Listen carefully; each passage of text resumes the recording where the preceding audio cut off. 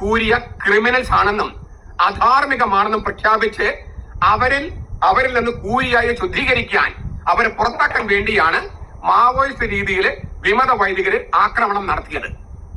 സ്വാഭാവികമായും ഇപ്പോഴത്തെ കൂരിയായെ പുറത്താക്കണമെന്നും പുതിയ ആളുകളെ നിയമിക്കണമെന്നും വിമത വൈദികര് പാമ്പ്ലാനി പിതാവിനോട് ആവശ്യം ഉണ്ടാകാം. തീർച്ചയായും ആരെ എവിടെ നിയമിക്കണമെന്നത് ഞാൻ പറഞ്ഞതുപോലെ മെത്രാന്റെ സവിശേഷ അധികാര പരിധിയിൽ വരുന്ന കാര്യമാണ്.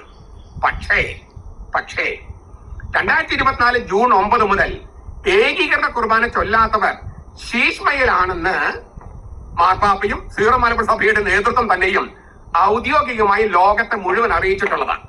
ലോകത്തെ മുഴുവൻ അങ്ങനെ ശീഷ്മയിലായിരിക്കുന്നവരെ കൂരിയായാലോ മറ്റേതെങ്കിലും ഔദ്യോഗിക സ്ഥാനത്ത് നിയമിക്കുന്നത് ധാർമ്മികമല്ലല്ലോ. ശീഷ്മയിലുള്ളവരല്ലേ ശരിക്കും സഭയുടെ നിയമം അനുസരിച്ച് ക്രിമിനൽസ്. അതുകൊണ്ട് അനുസരിച്ച് മാതൃക നൽകിയ വൈദികരെ ഒഴിവാക്കി ധിക്കരിച്ച് ഇളർച്ച നൽകിയവരെ അവിടെ നിയമിക്കുന്നത് ഒരു സഭാധികാരിക്കും ചേരുന്ന പ്രവൃത്തിയായിരിക്കുകയില്ല.